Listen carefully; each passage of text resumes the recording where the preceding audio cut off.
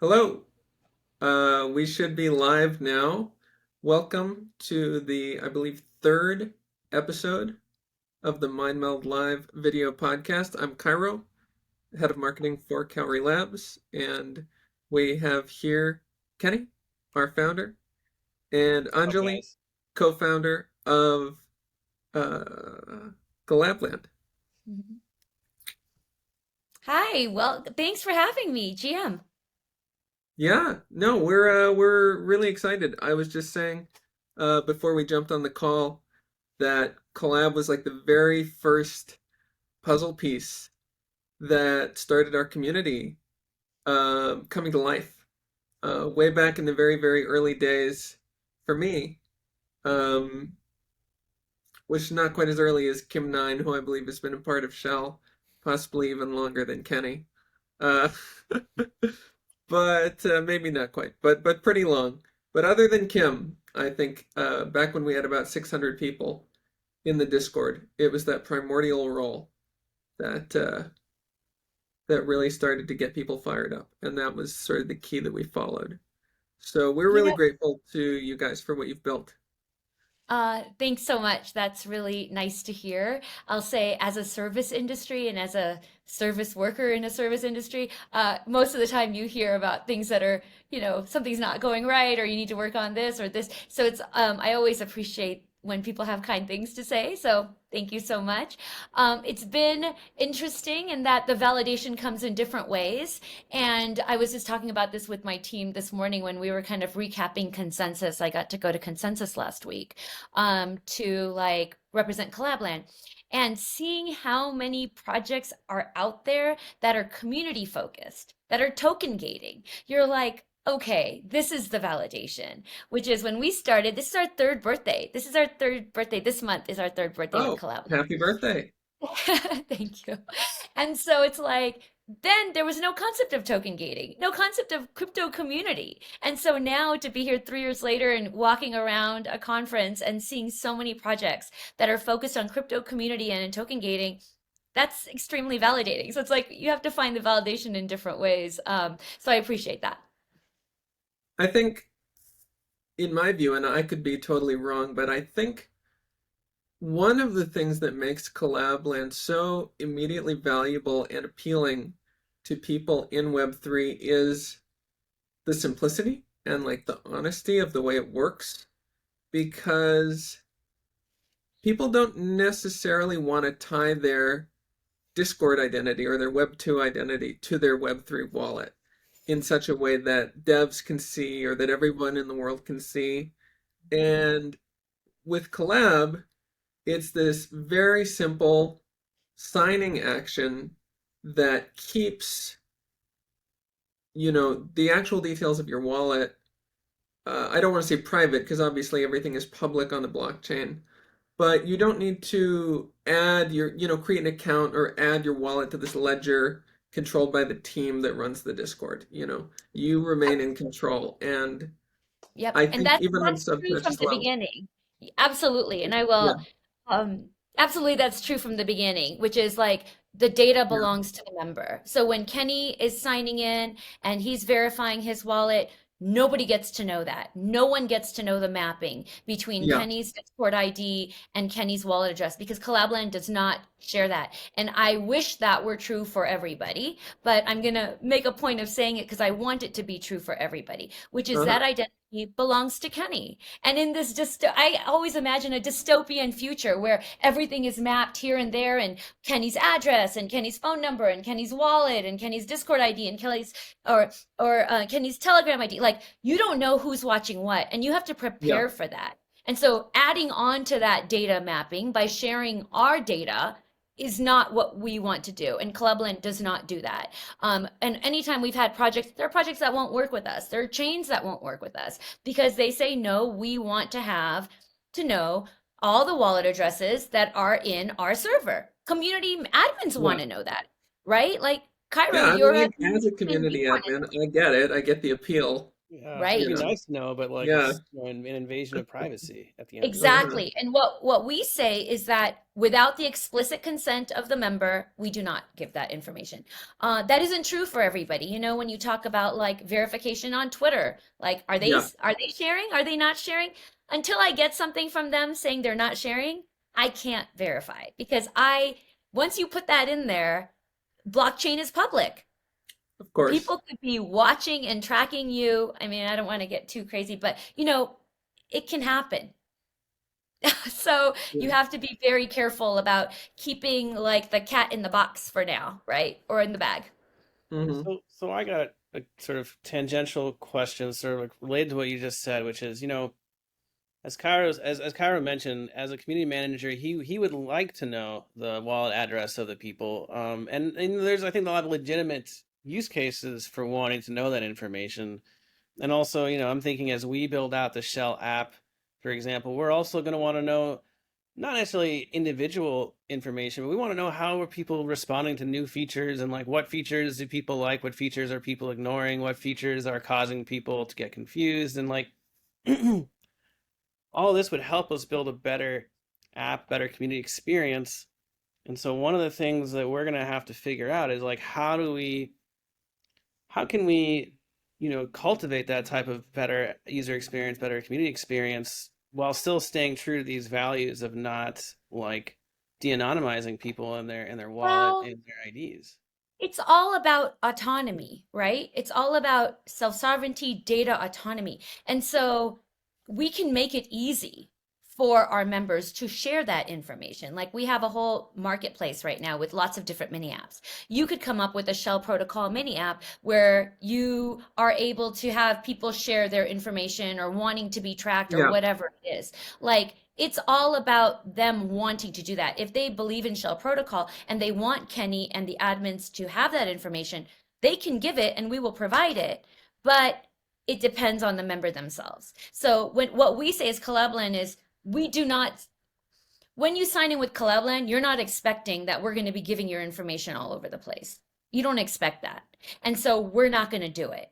That doesn't mean it's not valuable to you and that you don't want you that it wouldn't be useful or it might make your experience even richer. Airdrops, you know, allow lists. Like there's lots of different ways that people use wallet addresses in a good way. However, let them decide. Let the Yeah. member decide. As long as the member has control over that, it's all good. And we don't mind sharing once we have explicit consent from the member because we agree with that. Now, as far as the other things that you're concerned, what you were asking about, like how do you know about member experience? What are they ignoring? What's activating them? How many people do you have joining after a Twitter campaign? You might want to see the days that the most people are joining, or maybe after a commercial you did on a podcast and you want to say, hey, was that successful or not? So that type of data you can get, but it's not like so granular that you'll be able to know that Cairo watched that commercial and he joined that day, right? Yeah. But you'll know like this many people joined and this campaign was successful for this reason. And that's even true on the larger Collab.Land scale. Like throughout all of our communities, we have over 45,000 communities. It's like giving data, aggregate data, I've actually started doing, which is like, oh, ERC20s were the number two token that was gated on last week. Yeah, I ERC, saw that. yeah, and it's like, Mhm. oh, it's probably because of Pepe and because of other some of these other meme coins. So it's like Collabland in that way, we see kind of a reflection of the larger ecosystem based on like who's creating rules for what. So there's ways to share and learn from that data without having to like dox individual people. I just want to do a little bit of stream housekeeping right now, guys. If you are tuning in live, thank you for being here. You can ask your questions for us for Collab on the Mindmeld chat channel on the Shell Discord. You can join the Shell Discord, go to the Mindmeld chat. You can also get a role in the Shell Discord for being here right above Mindmeld chat. Just click on that little Broquan face or the green button, and you'll get the video melder role. And other than that, we will be addressing shell specific topics a little later in the call. We're going to talk Collab.Land first a little more, and then in the second half, we will go over shell business. So if history is precedent, we'll probably go a bit over an hour. Uh, don't feel obligated to stay the whole time, pop in and out. There will also be a replay with multi-language captions. So if you would prefer to watch with non-English captions, that will be available hopefully within a day. But if you do want to watch live, thank you for being here.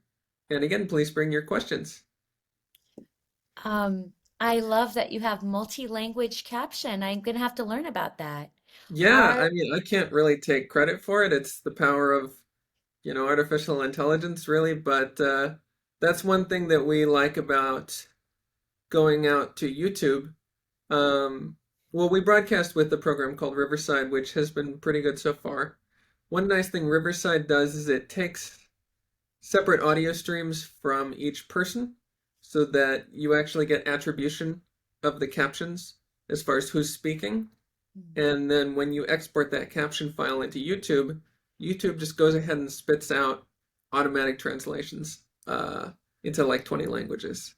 So that's been a success. But right now, I want to know about how your path led you to Web3 and to Collab. Um, yeah. Uh, Good question. Well, my husband and I are co-founders for Abridged, and we're the makers of Collab.Land. We have a third co-founder who is Raymond Fang, who all of Collab.Land is built on an open source protocol called Loopback that he has created and has been an open source OpenJS project for over 10 years. So he's like deep in open source communities, which are really interestingly very close to what we have here as well. Like community is community. So I guess I'll start with saying that. sure. I have been a part of online communities my entire adult life. I started in dialing up to like neighborhood BBSs. I grew up in Los Angeles in 1993.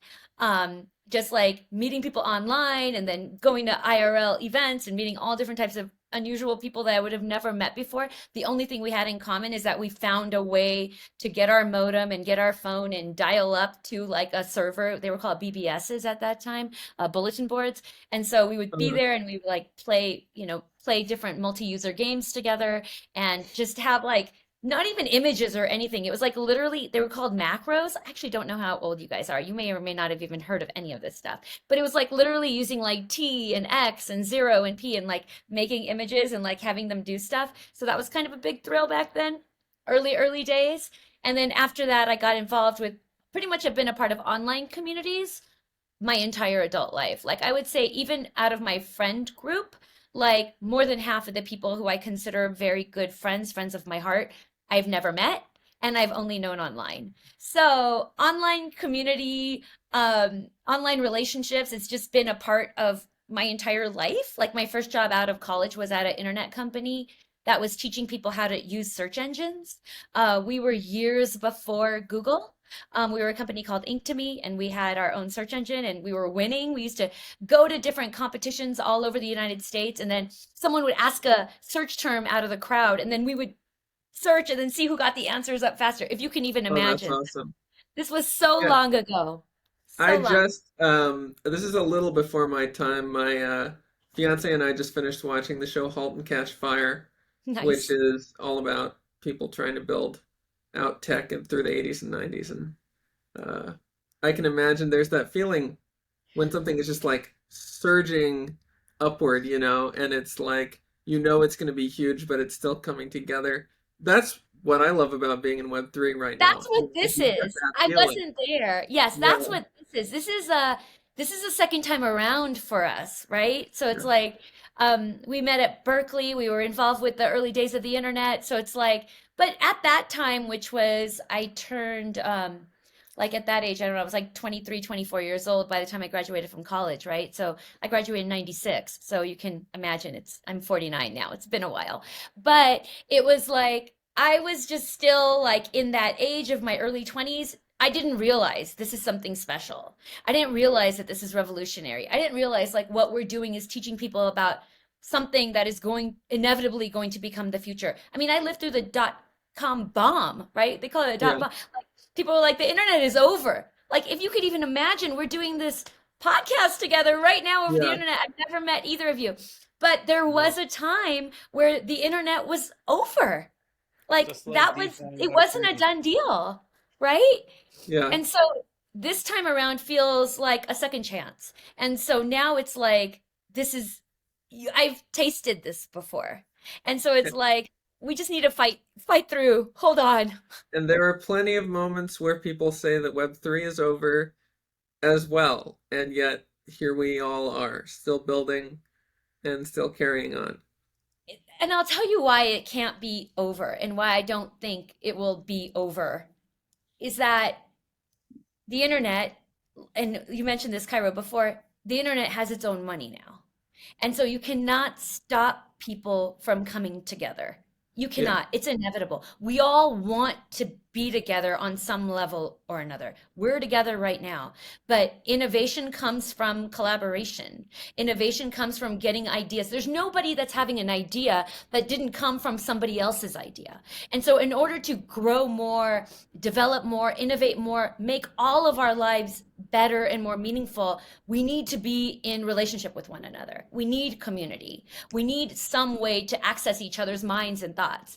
And so, how can now, when we have an aligned incentive with money, right? Like blockchain can be anything, it's identity in a lot of ways, but money is one of the use cases, right, for blockchain.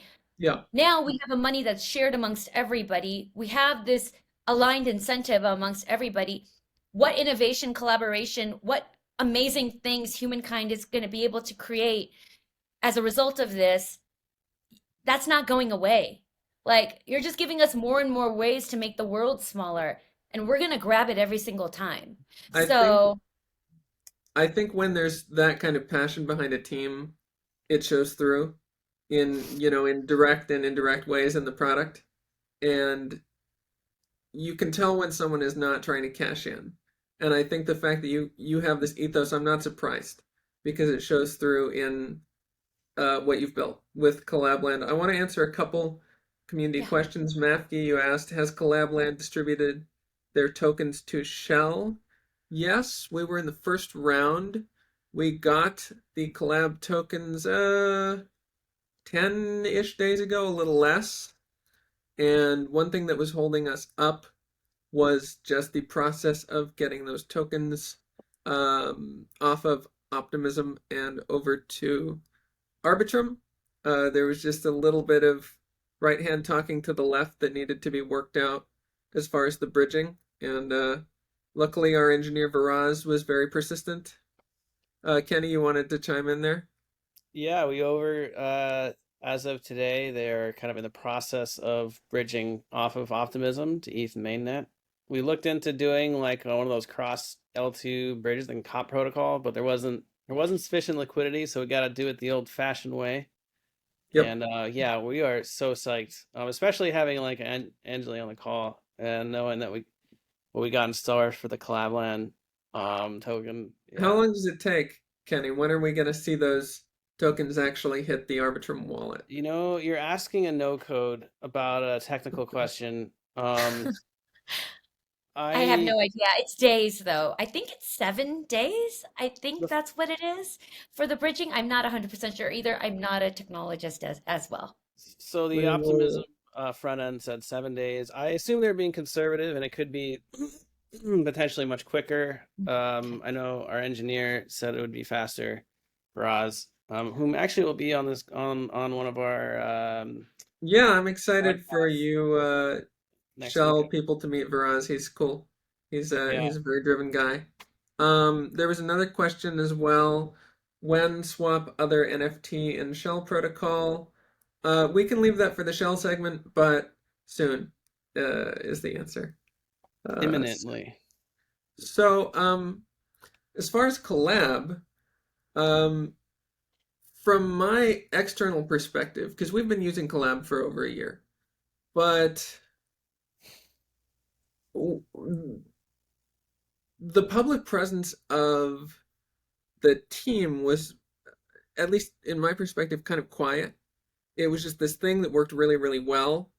And if you wanted to get in touch with the team, you could kind of like make a ticket.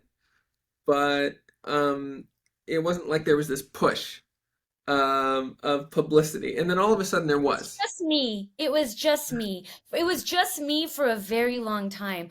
And like I said, I consider myself a service worker. And so I was running the support team for a year and a half before I Uh-huh. even got to be elevated out of it. So when you were sending a support ticket, I was answering the support tickets. So we were very much just build the thing, build the value, give the people what they want. But it wasn't we never spent a penny on marketing. We never had a Yeah. PR company. Like James is my husband. Like we're doing this out of our apartment. We have a third co-founder, Raymond, who is absolutely does service work. And so we just didn't have any, I don't know, we didn't have any shillers. Like it was a free product. And so we didn't, I don't know how you were supposed to get there. Like I saw that there were all these other companies that were flashier and shinier and like doing all these events. And I was like, how do I do that? Like it's just me and a bunch of developers, including James, Well, my husband, it is a seems developer. like you figured it out. Obviously, you Yes, did a rebrand. yes, You kept yes, the cuteness of the robot, but yes, it's got a certain sheen to it now. yes, Um, was there a moment where you guys decided like we're going yes, to remake yes. this? Yes. They make it. I mean, I made the website. I am not a website developer. Like, so just give you a little background. So the company is abridged. We're no code tooling. And we were trying lots of different experiments. And one of the experiments was Collab.Land. And so it's Yeah. like, oh, here's an experiment. Look at our experiment. Now you can build your own dev tool. I mean, you could use our dev tools to make your own app. Like it wasn't supposed to be Collab.Land. It was supposed to be the dev tooling, and we're just giving examples of little toys you can make with this cool no-code tooling. So when Collabland took off, we're like, okay, okay, hold the phone. All right, so now this is exciting. That's when I came on. I wasn't on the first year. I didn't join until March of 2021 when it became a community project. Before that, it was mostly just DAOs, and James could handle that. He's a DAO maxi. He wrote or co-wrote the white paper for Moloch DAO. He was one of the original summoners for Metacartel. Like he goes way back into DAOs, so he was like, yes, I'm making a DAO. Collabland's being used by DAOs because he was in DAOs and it was made for our DAO. So he's like, it's a DAO, so I can handle that. And then it became like an investment group situation where investment groups were using Collabland. And then you had social tokens. That kind of is what changed the perspective here. So then social tokens started using Collabland. It wasn't until spring of 2021 where, Bored Ape used Collabland they were the first NFT community to use Collabland. And I was like, okay, I was already into NFTs kind of on the side, not related to Collabland or my husband or anything. Just that's what interested me in crypto. Really nothing before that really felt like it. I don't know, it just didn't interest me. But NFTs, collectibles, art, like this is my jam. This I could get into. And then when NFT communities kind of were, or sorry, when Bored Ape started using Collabland, then I Yeah. was like, okay, wait a minute. We should be going after every NFT community and asking them to use Collabland. And Did he's like, no, you no, no, we're gonna just build DAO tooling. And I was like, no, no, no, you can't just build DAO tooling because if people like me are interested in NFTs, then this is going to be mass adoption. It's not going to be what you think. Governance is not going to be mass adoption, which of course now we're doing governance and we are a dev tool. But anyway, back then it was like trying to convince the team to be yeah. to pivot toward NFTs.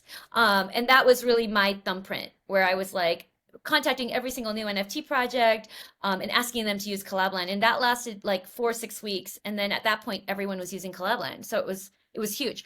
But even then, that was then 2021, 2022. It was like all, bull market. The website sucked. Like the art was crappy, and we knew it. I mean, But it's like, well, you'd rather have a good product than a good website.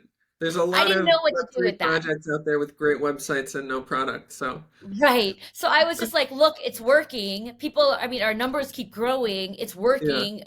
It's not like so, if it ain't broke, don't fix it. And also money. Like branding take costs yeah. a lot of money. Like Did all you of this ever, stuff.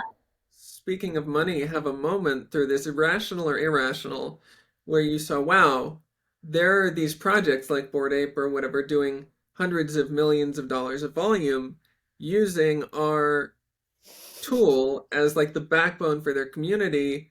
We are leaving money on the table I by never had having that to, thought.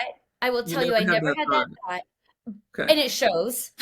So that's why we didn't have a fancy website, and that's why we are, we are a service project Uh-huh. because I was just more excited that people were, like I said, I come from online community. Now this is a new type of online community, and I get to be at like the heart of it, and I get to see how all these crypto communities are working. I get to be in relationship with all these admins and all these project owners.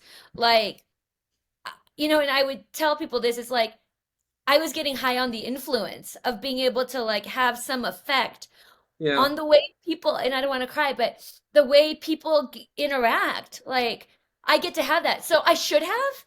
I think in hindsight, it would have made sense to be more money minded back then, but No. I can't help it. I can't be a different person. And, like my husband and I have been together 28 years and we've been living a life together, not as co-founders. And being able to do this together is like we get to have our mark in the world, and we want to win on our terms, like with our own values intact. And if we can't get it that way, then what else do I really need? Like, what more do I need for like from existence? Like, I have my health, I have my children, I have my beautiful partner. Like, so it's easy, a little bit easier to be Yeah. idealistic when you're older and you've already lived a little. I think it's really important to stay true to yourself and stay true to like what makes you motivated and passionate. Yeah. Like if I think if you guys had focused on the money earlier on, Collab.Land wouldn't be what it is today. Who And knows? Really, who knows? it would have Yeah. been something different. I'm not saying it would have been better or worse, but it would have been something different and probably Yeah. something you wouldn't have felt so passionately about. And I think It ultimately, definitely feels like that now. It definitely feels like, oh, how do I get to I'm just as enthusiastic about it as I was, years ago. And I'm so proud of it. And through the ups and downs, because there are ups and downs, being able to know that like I'm being I'm really trying, and we're all of our whole team really truly is a believer in this, in community, in relationships, in what can we all do? What problems can we all solve if we work together?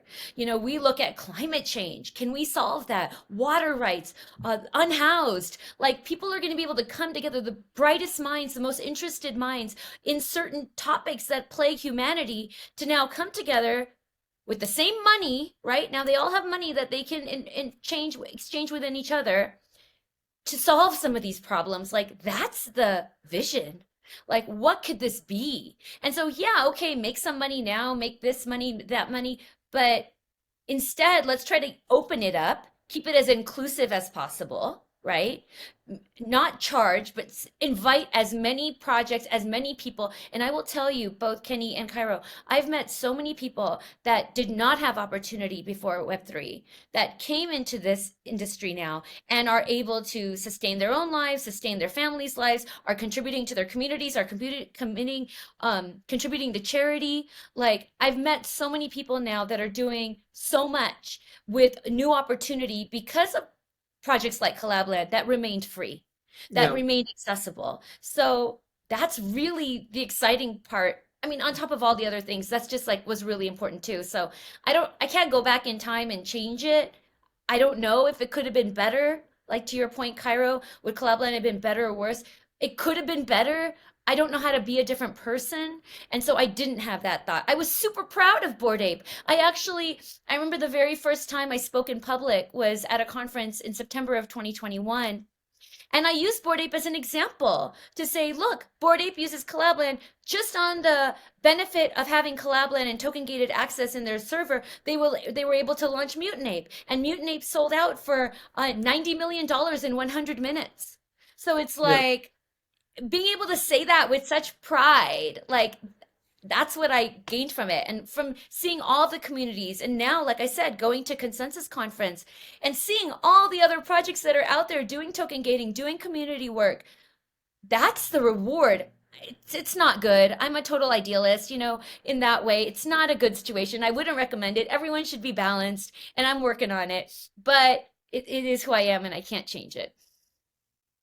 Well, I think that's fantastic, and we certainly are really grateful to have not just what you've built, but also ideals like that in the space. So with that said, obviously you've dropped the token. This is a governance token for the Collab DAO, right? Or is it more nuanced than that? It's more nuanced than that. So we are again, I'm an idealist, and so we decided to use American laws. I'm an American, my husband is American, our third co-founder is American, most people on our team are American. We really felt strongly about using a American legal wrapper for our DAO. We knew we wanted to have a DAO. Honestly, if you're in crypto and you believe in community ownership, you believe in community governance, you believe in rewarding people for their behavior, you got to have a token. Like at some point, you got to have a token. How else are you going to distribute value amongst people? Like a token is you got to have a token. And so for us, we were like, yes, we want to have a token, but you provide service first. You make something valuable first, and then you can have a token if you've earned a token. So it Yeah, wasn't until the fall of last year, kind of the early fall, end of summer of last year, that we're like, all right, what is the plan now? Like, what do we want to do with Collab.Land? We've made it to this level of success. We've sparked a whole cottage industry of token gating, and now we're in this situation. What do we do now? What is the goal? Is the goal to get at the top and try to like acquire everybody else or squash everybody else or be in a feature race with everybody else in order to stay on top? No, like that's not the way I want to spend my one and only existence. Like, to be honest with you, like that isn't the type of person I am. I'm not a yeah, dog eat dog person. I'm sure you've discovered that by now, but I just don't have that desire for the rest of my life. Like I said, I'm looking at the second half of my life. If I'm lucky, I have another half left. So it's like, what do I want to do? We don't want to do that. We don't want to try to just squash everybody. So what do? We want to invite everybody. We want to include everybody. And so how do you do that? That's kind of when the conversation started around that.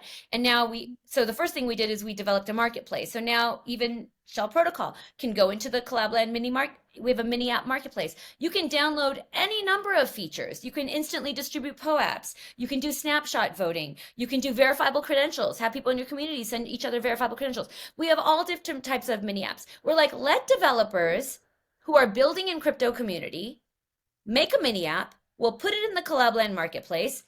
Any of our 45,000 plus communities can one click install any of these mini apps and customize their Collab.Land bot. Now, with Collab.Land, even in our top 100 communities, we have so much diversity amongst the type of people that use Collab.Land across the board. Gaming communities, DeFi communities, NFT communities, DAOs, for example, investment groups, and really a lot that I'm not even naming because there's so many different ways people are using Collab.Land that doesn't make any sense for us to like try to do a feature race that will please everybody.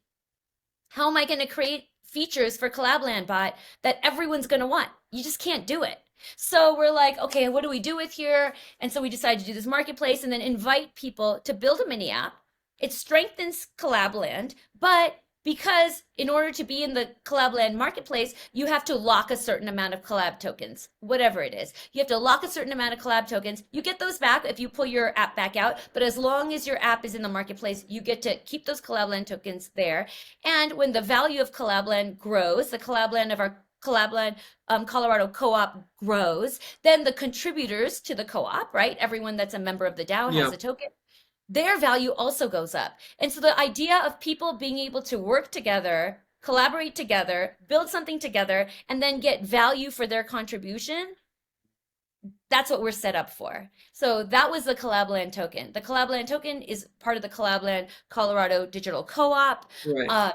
And that is what the token was, an opportunity to invite every single person who has ever participated with Collab.Land to join our network. We've gotten this far on our own, but now we have this marketplace. Now we want to have community-led governance. We had community-led development all these years where I don't take credit for any of this on my own. Like I said, I ran the support team for a year and a half. I got all of the feedback from administrators and community projects. I've built so many beautiful relationships with project owners of all different types, and I get that feedback from them, and You know, then I can bring that to our developers. community-led governance, I guess that's another thing. There's so many different approaches to Mm. this. and there's so many different levels as far as, one DAO is never going to be the same as another DAO as No. far as what it can do, how it's structured. But you do draw this line that it is not purely a governance token. Right. It does allow you to list an app or a feature in the marketplace Correct. if And you also, want it. right Hmm. now, we're not charging yet. It's all, the marketplace is still kind of a beta version, Yeah. but eventually you'll be able to use Collab token to install mini apps. So those will also have prices. Oh, Like meaning pay essentially for an app that you want to use. yes, you can use the Now, Collab.Land token. Yes. will that be the only token that you can use to, No, no? I mean, I'm not 100% sure yet, but Collab token will also be used. We'll probably offer fiat and USDC as well, but maybe if you use Collab token, you'll get a discount. So we want to give Okay, some value that for, or like a rebate. Like if you're using the sure. Collab token, then you get some value, or you can use USDC or fiat, and then, there'll be a charge. So it's really Makes up to sense. you. Yeah, but we want to Well, give that very opportunity. soon, people will be able to use Collab on Shell to buy anything, buy Yeah, its so that UTM. actually dovetails into the question that probably a lot of people are thinking, and something we get asked, but sort of the corollary of, which is when Arbitrum for your marketplace. Anybody, if you're an Arbitrum developer out there, build an Arbitrum mini app. I will tell you, we have a POAP mini app right now. That POAP mini app gets installed into all different types of communities. And now when POAPs are distributed in those communities, whether it be a Flow community, whether it be a Tezos community, Solana, whatever, now all of those members have a POAP, which is on Gnosis Chain. So it's like if you want more users for Arbitrum, come up with something fun, Yeah, and tell people about it. And then all the communities across, and that's really what we imagine is a cross-chain world where you have apps in different places doing different things on different chains. Like there is room for everybody. So if you can come up with an Arbitrum mini app, do it and join the Collab.Land marketplace. And if it's interesting enough, people are going to want to use it all over the place. I guess I've got a sort of a two-parter, and you can throw in anything else you want to share. One is what's next, both for the Collab token and for Collab.Land. Once this marketplace has been built out, where do you plan on directing your efforts? And two, is there anything else that you want to share with our listeners specifically before the end of the segment? Um, I I mean, I guess I could get to that part first, which is just thank you for listening. Anytime anybody wants to hear what I have to say, I stayed home with my kids. I homeschooled my daughter until eighth grade. I had a very private life before I started doing this, and so anybody that wants to hear what I have to say or is interested in what the topics that I'm discussing, I just want to say you have my gratitude. So I want to start with just saying thank you so much for listening and being here and caring about what words come out my mouth hole. Okay, so that's a situation there. I did write a couple of notes, and I'm thinking, did I mention all this stuff now? Because I don't do that well with notes. But No, we neither. have the marketplace is already there, so you can Okay. go in right now and start instantly installing mini apps. The And payment this is channel has started. for, to be clear, community managers, people that are installing Collab.Land for their Correct. Discord. This is not Anyone for, who is say, in end users. Okay. We have more coming for end users, but I'll tell you about that at the end. Okay. But yes, if you're an admin, if you're running a Collab.Land community, of course, token gating is a commodity now. A million people are doing token gating. Like I said, token gating was an experiment. Who knew it was going to take off? And now you can imagine, you can't even think that was there a time it didn't exist? Yes, there was a time it didn't exist. But now it's a total commodity. So for us, it's like the marketplace is a real opportunity to show more of our support for crypto communities. It's really important that we try to support pro-social positive engagements to happen within communities. Like that's our responsibility. I take that as my personal responsibility. If I want to see the future I want happen, it requires me to be working hard to make sure that there is the type of collaboration and innovation in communities and relationships happening at this level. That this is my little piece of place where I can have some impact. So I'm going to have impact there. So we have the marketplace. We're also going to have, and this is come from the community as well, a probot. And so now over the last few years, we have features that communities want that are just too expensive. Like we can't do it for free. You know what I mean? Like we just Yeah. couldn't afford to do it. But like more frequent background check. A lot of communities want background check that's on demand, right? So like Yeah. right now it's running every 24 hours, but maybe Kenny is like, "Oh, I want a new role. I'm adding this new role to my server and I want everyone to get it immediately." So, he should be able to just push a button and say immediate background check. That's just one example. So there have been these more pricier features that Yeah. we've been wanting to do, but we haven't been able to do because how do you make them free for everybody? So now we're like, okay, we're going to have a pro version of the bot that's going to have, and you'll have to wait and see, but lots of fun stuff. But a pro version of the bot that people can pay either in collab token or in USDC or in fiat for like an enhanced version. The version that you see today will always exist for free. We're not taking anything from anybody, and I would never allow that. However, there's more that people want. Crypto community now in year 3 is maturing. And so people have money for those extras, right? Like a lot of brands are coming in. At Consensus, I met a lot of brands, and I was like, oh, me? You want to talk to me? So it was like, it was exciting, right? And so it's like, those are the type of people that are going to want to pay for like a pro bot. But also there are a lot of Yeah. communities that we have with over 10,000 people or over 20,000. Like maybe they're making money some other way. Not every project that uses Collab.Land is broke. A lot of them have money and they want a different level of service. And so we're going to be having a pro bot that's coming out too. So that's kind of where my focus is right now. One, we have our claim ending May 23rd. So that's kind of a push right now to like after May 23rd, anyone who hasn't claimed all of those tokens are going back to the DAO treasury, which we're very excited about because the DAO is going to have lots of fun ways to spend it and use it and appreciate, give contribution to people. So I think that's going to be really great. We may do another drop in the future. I don't know. I mean, like, let's see what's happening, what the DAO wants to do. But those tokens are going to come back. So that's a priority. So if you haven't claimed already, please do. Second, we just finished our movies. I don't know if you know about our movies, Let's Form I Group. did. I haven't watched them in their entirety, but I remember when you announced that, and then I saw that recently Yeah. pop up So on my all feed. so now we're like, oh, it'd be really fun to. So that was also a dream come true, which is like we get to see crypto communities. Who's talking about crypto communities? Like when you think about mainstream media, they're just all talking about financialization of crypto. They're all talking about greed. They're all talking about scams, Yeah, like Sam Bankman-Fried, like that. Those headlines are the headlines that make it out about crypto. So people it's very don't know. tawdry. Really, it's like they want to focus on the train wrecks, you know? Exactly. And so the It's like stories, weeds like and what I weeds. see, what we see, right? Like our story doesn't ever Yeah, get told. No one gets to hear about why I'm in it. Like when they hear family members or friends are in crypto, they're like, "What? Like you do that? Like it's all a yeah, scam." Like, and I'm like, "Trust me, none of what we're doing, like our part of the business has nothing to do with scam." But it's like trying to explain to people like there's real beauty happening here. yeah, There's something really special happening here, and it's happening on a global stage.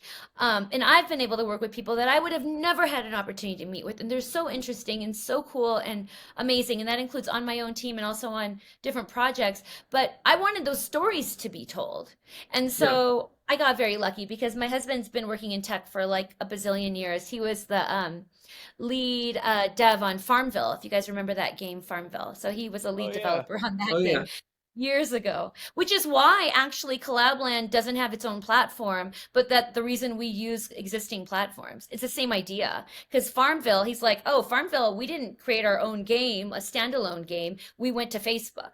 So it's and that like became that. like the Facebook killer app for years there. I mean, Yeah, it really. was it was very popular. Yeah, But it's like that success kind of educated us about how we would move with Clubland as well. Because you have to meet people where they are. Asking people to come to you is not an easy thing. yeah. Anyway, so I'm excited about a lot of things. That's some of it. If any of your listeners, claim the collab token, join the server. We have town hall Tuesdays, and so we had a town hall today. We go over. It's like an hour, 15 minutes. Sometimes I talk too much, as you could probably tell. I'm worried about your time as well. I've already gone over a lot. But yeah, we have so much fun. We have lots of activities. We have a media team that I run on Fridays, so come to that. I don't know. We have a ton of stuff to talk about and a ton of stuff to do, but I don't want to take up more of it. But yeah, come find me, No, follow me. we'd love to keep this going, and this probably is not the last time that we'll have you and your team on. So, yes, guys, also check out those mini docs. It's a really good, really important thing that Collab.Land is doing as far as Web3, and it matters. And I know Yeah, that we're let's very, form very, group. very grateful for what you've Let's built. form group. Sorry, it's gonna give you the title. So let's form group.xyz, LETSFORM group, GROUP. And we have seven of them. So there's seven mini documentaries. And each of them focus on a very different type of Collabland community. We didn't ask them to talk about Collabland. We just said, tell us about your culture, everything about your culture. How did you get here? What do you do? What are the people like? Share yourself to the max. That's your job here. So we got to do those seven of them. I would love, love, love to do more. So really, it's like I'm kind of in the back of my head, like, who would want to do these with us? Like, could we get a We'll go get sponsor? that brand money and then turn around and do some good in the world, right?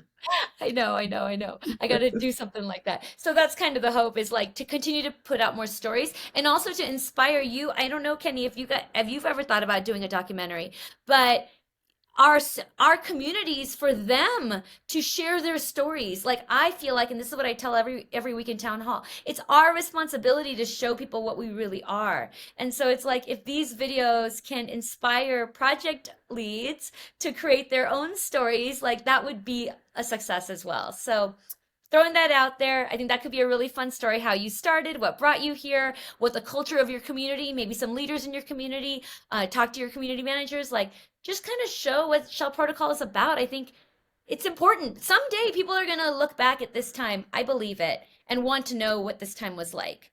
So we need to have something for them. That's well put. I That's well agree. put. Yeah, we've been trying to get our lead community moderator on one of these, but his I think he's a little shy. His skills are best served on the Discord. So, Kim, we appreciate you.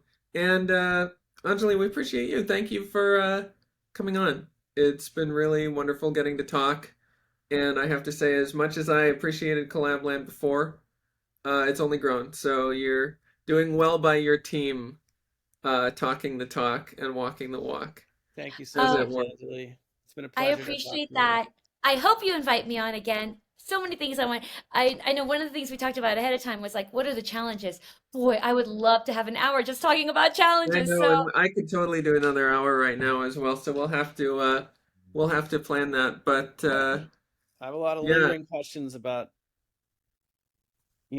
the future of like how you see the future of like communities and Web3. Because to me, I feel like a real killer use case for Web3, which we've been searching for, and but we don't have time. That's like let's a though. Let's do Well, it, let's get you Kenny. back on the pod because that'll be. I would Please. yes, love to hear. Just now we got like the Collab.Land like story Yes. down. We can build on that and just like start to riff. I'm really looking Yes. forward to Oh my it. gosh. There's so many fun things I want to talk about. I want to talk about anons and the value of anons in crypto. Oh, there's so many topics. So yeah, if you guys ever have anything you think I might be interested in and you'd want to hear from me, yeah, then you reach out. I'm totally game for all of that. sounds Oh, for great. We're gonna stick around. Kenny and I are gonna do the shell update, the when, and yeah, we'll have to do this again sometime. So thank you very much. We'll be posting clips online, and we will see you around the space.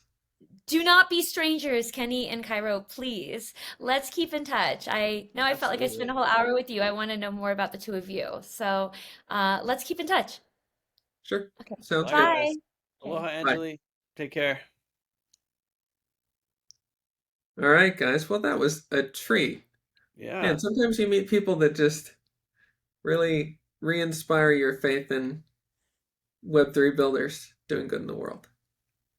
definitely. It was a pleasure to talk to her and especially hearing like the Collab.Land story. There's a lot of it that I mean, you work with Collab.Land a lot more than I do, so I just sort of take it for granted. This is just like some thing we have to troubleshoot on occasion, but it's really cool to hear the personal story behind it and you're right, the passion that they have really bleeds through in the product. And it's something Mhm. I feel like it resonates with us or it resonates with me, like we have a lot of passion for what we're doing, and hopefully it comes through in the product. Hopefully it comes through in the app, the protocol, the Discord community, you know. And when she set up was talking about like the token, I was like, oh yeah, I can relate to that. Like we're like, everyone has been pestering us for a token. I mean, at some point, like it's not even a Oh matter yeah, of what. we're the kings of no token right now. It's not. Eventually, it becomes not a question of whether the token makes sense. It's just like, will you get like, will people with pitchforks and torches show up at your house if you don't provide one at some point? This is a Um, good problem to Kim, have. It's a good problem Kim to have. asks if that is a dog or a cow behind you. I believe it is a dog. Wait, let me make my screen a little bigger. Oh, that's yeah. That's I'm dog sitting. That's our a little Luana. Oh, Kim, get that guy. There was someone who said he wanted to be notified when the collab segment was over. So we should probably tell him. So I'm seeing a question from Ranagi65 slash Sui Global. Now shell points are useless. To everyone out there earning shell points, no matter how few or how many, thank you for supporting the protocol. Big things coming. I mentioned this because I've noticed a few people seem a little confused by Yeah, that. I think What it's that my means fault. is I like, think it's an English issue here. Um, do you want to answer this? Because I think I know where you're going with it. yeah, well, we're gonna release Tokenomics Part 2 very soon, so that'll spell out explicitly how this all works. But I can tell you that the more shell points you get, the more airdrop you get, and it's gonna be pretty much proportional. If you have 10 times as many shell points, you're gonna get 10 times the airdrop. So Yeah. just make that explicit. Don't worry about it, guys. Oh, I'm not reading the YouTube chat, by the way. If you're on YouTube and you're asking questions, come to the Shell Discord. That is where I'm reading these questions. Come to the Shell Discord, come to the Mindmeld chat. And yes, I think what we were going for with that tweet was the idea that our love for all of you users, whether shrimp or whales, is equal. But that does not mean your airdrop will be equal. Uh, Such is the nature of the world. So, no worries. Ishan, our developer, is telling us 7 days for the bridge. So, probably mid next week, that collab drop will occur. And very curious to see how the use cases develop for that token. And one thing that I'm personally looking forward to the most about this Collab.Land drop is we'll get to test out a new version of Proteus. Maybe not. I don't know if it's going to happen in the exact same time as airdrop. We're still sorting through the logistics, but we have a new version of Proteus that's really exciting. And we've talked about it a few times, but yeah, that'll be our first test case is creating our Collab.Land pool. Ozan is asking if we can do an AMA sometime for Shell only. Ozan, are you saying that you would like to get up on stage, as it were, and voice chat with us? Because that is something that we attempted back when we were on Discord stages. People would raise their hand and we would bring them up. Normally, they just wouldn't say anything. Um, so that was a little odd. Uh, One person did say that it was very charming slash weird how we Americans pronounce toucan. I guess it's a little different over in the UK. How are you supposed to pronounce I toucan? think they say toucan. On No, that like toucan, like they sort of drop the A toucan. and we say toucan. I mean, they also say like aluminium, so I mean, how you can't take them too That's true. serious. That I fell off somewhere in the Atlantic, I think. Is there a possibility to create crew or guild tasks focused on airdrop only? Like percentage of airdrop focused on those roles slash tasks. Um,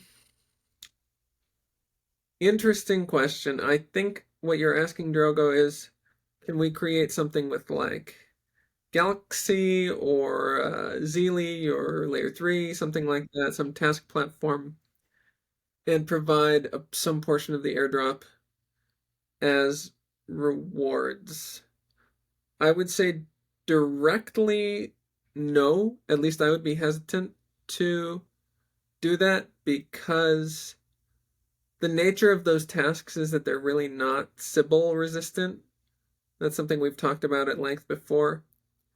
However, I do like the idea of tasks and quests. It's something we're exploring. I know a lot of people do love those, and it is a good way to onboard. And if we want to say offer 2 coin or 2 cans or something like that, those in turn can be wrapped into the ocean and let you earn points. So indirectly, yes, we can definitely do tasks and quests for prizes. Those prizes in turn leading to shell points, and those shell points affecting the airdrop. So yes, I guess is the roundabout answer to that. It is something we would like to do.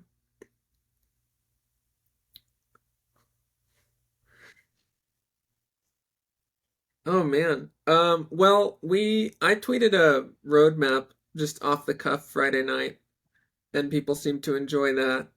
I promised like 5 or 6 different things to happen in May, which is easy to do when it's April, but now it's May, so we have to reap what we've sown. I think we are going to hit all of those marks. Some people have been decoding the accountant's cipher as far as the codename red update. I don't know what we're ready to share officially about that, but should be dropping sometime this week.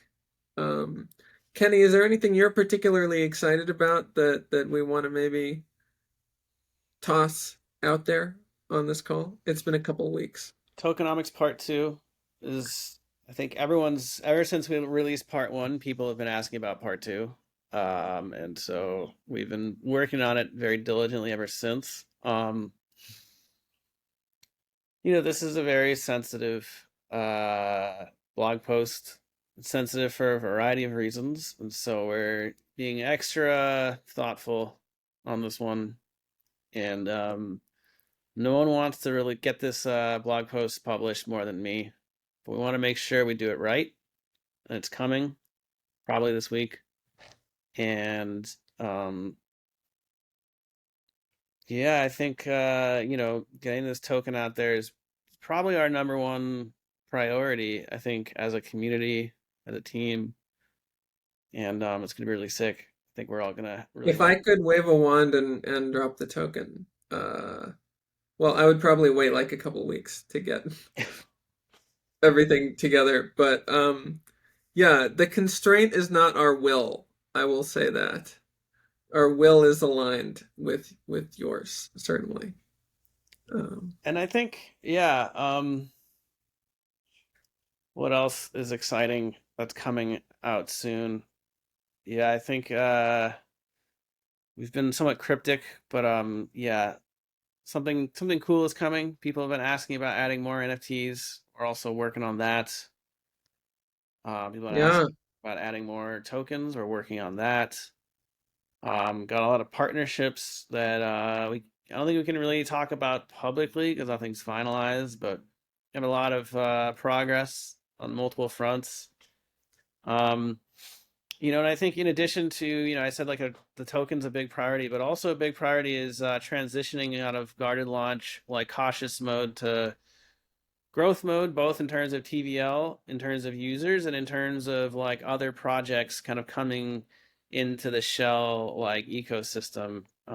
It's all something we're really excited about, and we've built some really great tools, and we're constantly refining those tools and making them even better and better and better. And one of the best ways to do that now is to get more people to use them and experiment with them. And yeah, we're also working on the Shell app quite a bit. Still kind of very much in the brainstorming phase, but we got some cool things for you. Now that we've built like the thing that I think I'm personally the most proud of what we've accomplished on the Shell front end is that sort of the ability to convert any asset in the shell ecosystem to any other asset, in one click, and be able to convert multiple assets into multiple other assets. Tokens, wrap tokens, NFTs, wrapped NFTs, LP tokens. In the coming months, we'll add like lending pools and probably some options and derivatives we're working on. And so just having the ability to convert seamlessly between any token on the shell platform in a way that sort of is like a sort of modular, sort of generalized, intuitive user flow is something that I'm really proud of the team and also the community from your feedback of us accomplishing together. But we have more ideas. I think, fundamentally, I think one of the problems with like the Web3 DeFi user experience is, you just think to yourself, okay, you only log on when there's something specific you want to do, and then it's just sort of like a tedious thing that you have to like wade through and deal with, and then you're done. And so it's for me every time I have to use Web3, even on the Shell app, if I'm being honest, it's a bit of a chore, and I don't like chores. You can tell by the shirt I wear that I like to sort of relax and enjoy myself and sort of take it all in and have a great experience. And so trying to rethink like the Shell app, the sort of DeFi Web3 user experience. So it's less about I think about something I want to do, and then I try to accomplish it in like the least painful way possible, and make it more like an inviting place to go and be entertained, satisfy your curiosity, and learn about the world, and kind of sort of a more like, hey, I'm a little bored. Let's go to Shell and see if there's anything interesting to learn about. It's sort of the direction we're heading in. I can't talk too many specifics yet. Very very interesting conversation happening on our Mindmeld chat right now. If I can bring that up, Kenny. Oh yeah. Someone asks, it's Kim. Kim asks, NFT to NFT direct swap if we add other collections. Yeah. I'm not a developer. I don't see why not. Um, because it wouldn't be an exact conversion on price. You would need to either add in a little extra ETH or some other token or get some change back. Um, but it's certainly possible, is the The idea. back end, the Shell smart contracts make that very easy to do. The harder part is like the user experience front end side. So if you're like a developer and you can write your own Web3 code, interact with smart contracts, and you can kind of like read and figure it out yourself, it's not hard. The hard part is just being like an end user pushing buttons. How do we create um, a process that is easy to follow and intuitive that lets you swap NFT for NFT? And the Kairos said that the stumbling block is that, like, okay, let's say we have two cans and the NFT that's going to be released soon. I won't say what it is. Um, Problem is they're not going to be like the same price. In fact, they probably won't even be like multiples of each other. Like, let's say like two cans are worth $7, and these other ones are worth like $50. Unless you're trading this quantity that's like divisible by like 7 and 50, you're not going to be able to really convert between them in an efficient way. And so what you probably want to do is you'd want to add a third token, either on the input or the output, that's fungible. That let's say you like the amount of toucans you're selling is, like, say $20 more than the other NFT that you want to get, and so you would put like ETH as like one of the second output token, and that extra $20 would be converted to ETH, and Yep. that's what you'd get. And none of this is like rocket science. It's not like we have to, invent some new technology no one's ever seen before. But we do have to like write like an algorithm to handle all this and a user flow to handle all this that's like robust and can deal with edge cases. And so it's gonna take some time, but it's happening. It's coming. You know, we got a lot of stuff we're working on. So one of the things we're sort of learning how to do is there's this ruthless prioritization of tasks and features. And so if you see a feature that seems obvious that like you're like, why don't they have it? Definitely let us know because maybe we haven't thought of it. But odds are we probably have thought of it and we don't have it just because we have a small team and we have to like prioritize. Also, everybody using commas for decimals on mobile, sorry that that still doesn't work. We're working on it.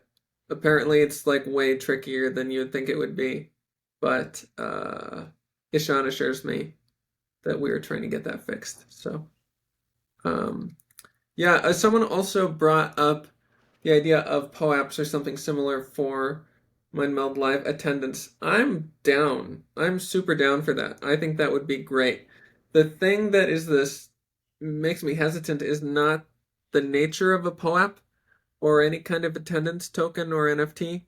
It is the idea of being reliant on a very centralized and possibly arbitrary um, issuing group to actually provide those. This is one thing that I won't get into the whole story, but uh, we tried POAPs and it was a bit of a fiasco.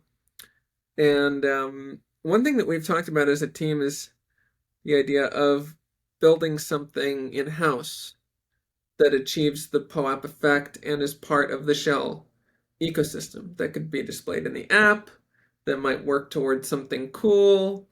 Um, Preliminarily, we have been calling this the shell attendance token, although that is shat, so I don't know.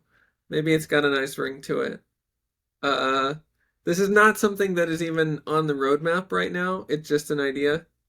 But the point is, in a perfect world, yes.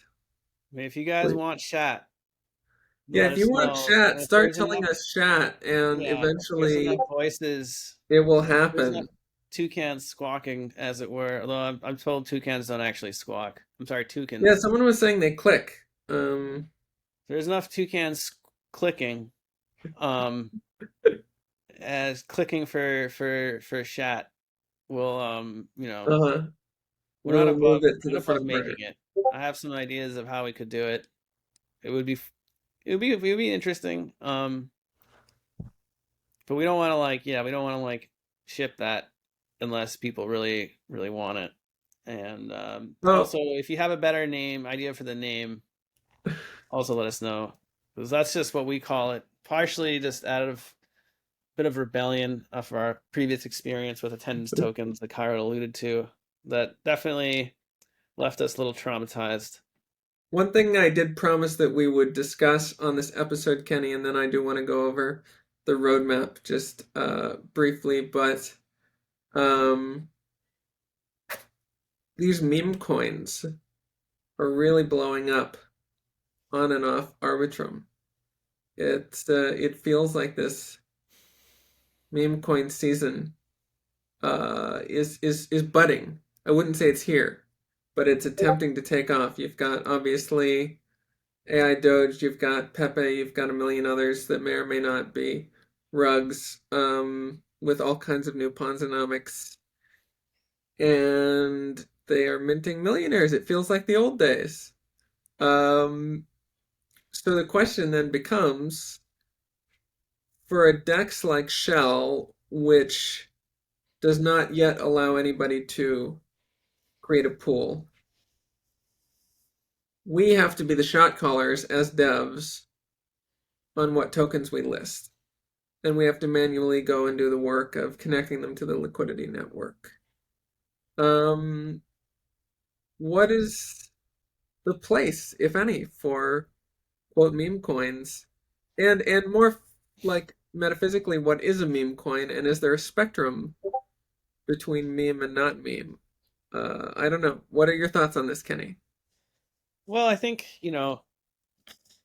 the ultimate goal is to get to a place where we, the core team, have zero say in this, and it's just all completely up to the community, and completely up to pretty much anyone can just at the very least use a smart contracts, if not the front end, um, and host liquidity for any coin. Um, that's the goal. I think that's a really good goal to have. I think the roadmap to get there is step one.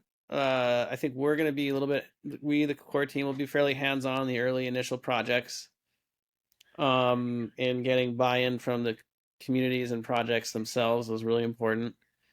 Um, Although not a not a necessity, but also like a very nice bonus. Um, and then step two would probably be creating a more decentralized process, where it really is bottom up and it's like completely up to the community what gets listed and what doesn't get listed. And then step three would be something where even you don't even need the community's approval, like anyone can go and do it. Um, I think the Um, reason why we're not at step three yet is just because the Proteus, it's a very robust and resilient system. We've tested it a bunch. We're very confident in security, but it's like if you're not familiar with it, it's not like Uniswap v2 where you just push a button and you get a pool, and it's hard. You can't wreck yourself even if you try. It's still like it doesn't really have guardrails on it. So if you don't know what you're doing and you set the parameters in a not so like it's not like obvious how to set parameters, I think. yeah. And you can set parameters, you won't like wreck yourself in the sense that like the pool get hacked, but you could set parameters that are like cause you to sell a bunch of tokens at a price that doesn't make sense if you're not careful. And so um Yeah, and that's something I want to clarify. Ozan asks a good question. So Shell isn't permissionless. It is. You could make a Proteus pool right now if you wanted to. In fact, our front end is also open source. You could fork the Shell protocol front end, and add AI Doge and add an AI Doge Proteus pool today if you wanted to. It's not a rights or a permissions issue. It's just as Kenny was saying, the fact that building a Proteus pool is a very different process than building a pool for any other AMM because Proteus is built from scratch with very different features and capabilities. And without docs, that is difficult. And the people at Cowrie are pretty much the only people with enough combined institutional knowledge to really do that without having to learn a lot of things from scratch. So that is what we're hoping to change, both by creating tools and just putting out docs that make it easier to become capable enough with Proteus as a dev that you can deploy your own pools.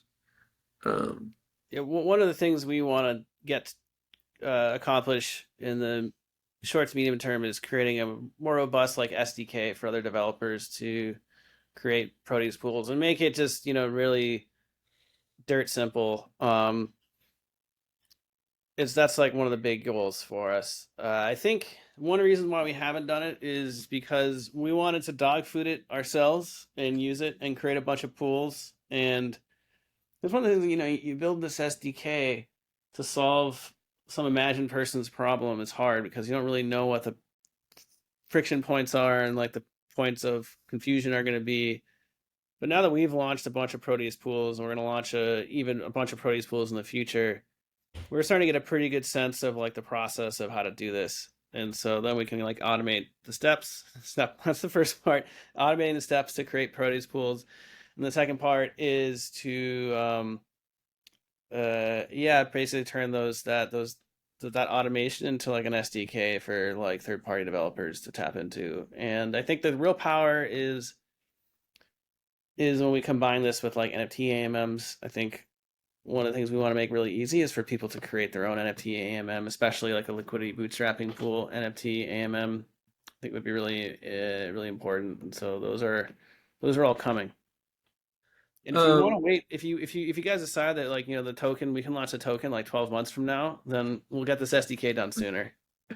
that's But the we'll thing want about like approval voting for dev priorities with governance is that there's really like not an intuitive way to like visualize the opportunity cost of doing things.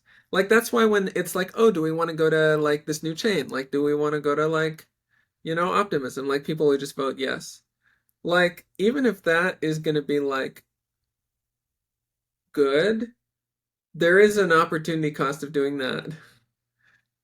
I don't know, maybe we need to have like a shopping cart for the community where there's like like a dev budget. hours that they can spend, you know. Yeah, that might actually mean I can already see picture like Ishan like cringing as we say this, but Oh, yeah, that's like it's like I mean that's the last thing you want I think is like a skilled artisan, or like a guild mason is to be like Twitch plays Pokemoning your workload, right, by community vote. Someone also asked any negotiation for getting more ARB for the platform. I assume that means a grant from the Arbitrum Foundation. The answer is no, at least not to our knowledge. The thing about negotiation is that it usually occurs between two parties that have some sort of leverage, and there's really nothing substantial that we can do on our side to get free ARB from the Arbitrum Foundation. It's kind of in their hands whether they think that that is important. We can be a squeaky wheel to some degree. However, most of the people that we talk to work at Off-Chain Labs, and for various reasons, like many projects with tokens, they've tried to make this very clear sort of divide between the foundation, which holds the tokens, and the devs at US-based Off-Chain Labs. So we don't have a whole lot of direct communication with the Arbitrum Foundation. I think the way that this would happen would also be that a proposal would need to be put forward to issue a grant to Shell Protocol for whatever amount of tokens, and it's kind of a catch-22 for us because not having ARB tokens, we aren't in a position to put forward a proposal to get them. Someone would need to essentially put it forward on our behalf. So we may be wrapped up into some sort of like omnibus grant proposal, if there is a whole list of projects that the foundation decides to offer a grant for, we may be one of those. And if you guys want to help be the squeaky wheel and, you know, get the message across to the Arbitrum Foundation that Shell is loved, Shell is important, Shell deserves free tokens, please go ahead. I think it will mean a lot more coming from you than from us. When can we expect Shell Protocol mainnet? By mainnet, do you mean ETH mainnet? Because it's not on our roadmap right now, but it's possible. someone asked about Wallet Connect and Rainbow Wallet. That's Wallet Connect is basically ready to go. yeah. Um, Diana, one of our devs, built that out. I think we were testing it, so soon. Yeah. We got a lot of things that are like 99 to 98% of the way there. And as anyone who knows who's had to ship things, getting that last 1% always takes longer than you think, especially when you have like a few of those sort of sitting on the to-do list. But coming soon. Let me peek at our roadmap just to make sure I'm not missing any exciting things, and then I think it's about that time that we usually wrap it up. Kenny, do you have anything else you wanted to go over with the community before the end of the call? I don't think so. I think Okay. feel like, we're kind of in like this period where it's like, guys, trust us, good stuff's coming. Yeah, it's Yeah. been a lot of building, and now we can do some shipping, so that's going to be fun. And as you were saying, Proteus and these other things we've built, we can now spread them wide across tokens and NFTs. So I honestly really love the experience of buying and selling NFTs on Shell.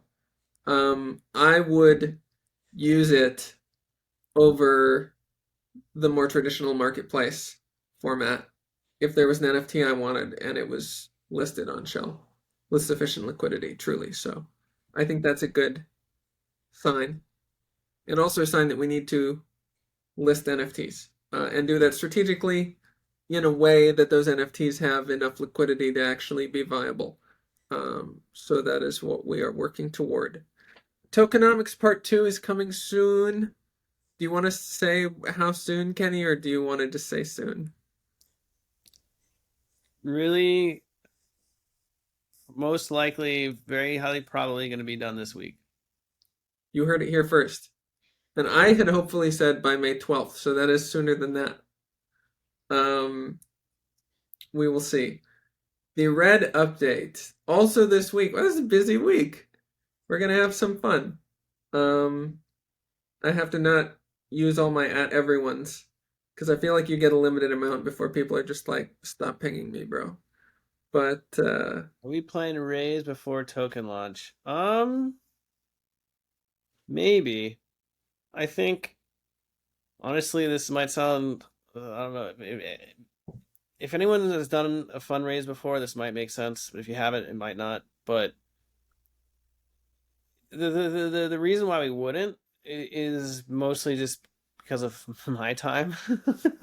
Getting the token launched and getting all the features set, get managing like building the app and protocol, and then like getting the token stuff is just a lot of attention, and it's the kind of thing where a single minor mistake can cause really bad problems for everyone involved. And so it's not just a matter of grinding through things. It's a matter of getting through things and being very careful and conscientious about how you do it.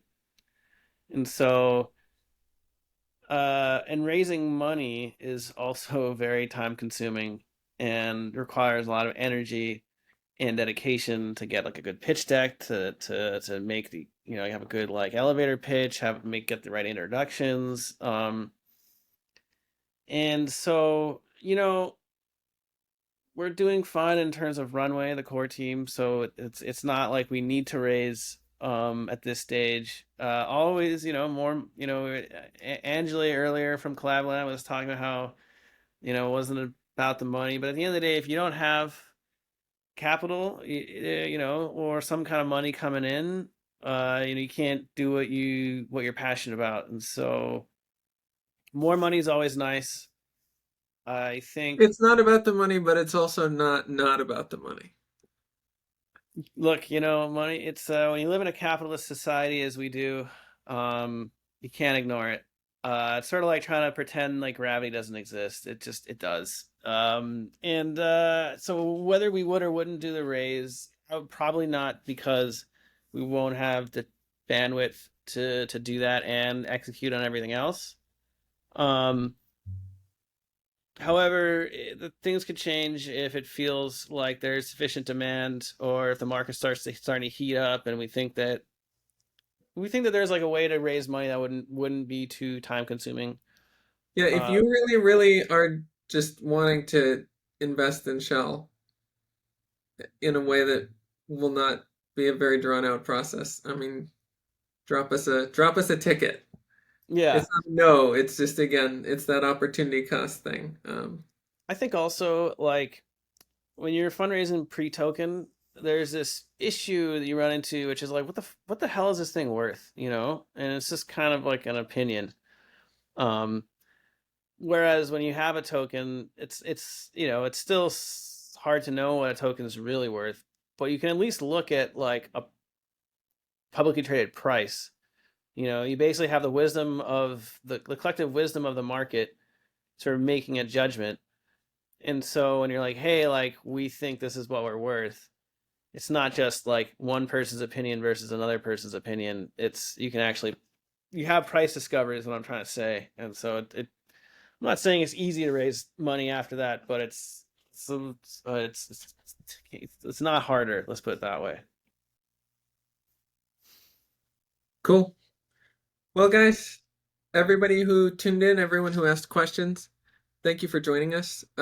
If you were there in the YouTube chat, I just want to remind you, drop on into our Discord in the future. You can ask questions, get a role, all of that good stuff. It was really wonderful having Anjali from Collab.Land, getting to learn more about their vision. And they've really, truly made a public good for Web3. And I don't think this whole field would be nearly as strong as far as community and relationships without what they built. So I'm truly grateful to them and excited to see where things go from here with the collab token, which hopefully most of you will be able to. Oh, Drogo, we can talk more. Most of you will be receiving at least a couple bucks of fairly soon. Okay. And yeah, I look forward to having Anjali on sometime in the future and having a even far broader ranging discussion. Yeah, join us in 2 weeks for our next call, same time and on a Tuesday. We will have someone from Uniswap as our special guest, so that is sure to be interesting. And there will be a whole lot that we've shipped between now and then. Just saying it right now. So we'll have a lot more to talk about on the shell side as well. Thank you for being here, guys. Have a wonderful rest of your week. And you can catch us on our Discord. Aloha, everyone. Aloha.